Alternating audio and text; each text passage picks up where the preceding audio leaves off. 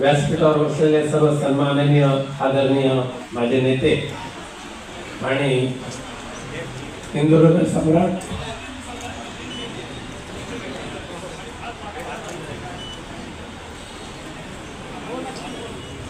Balasaheb Thackeray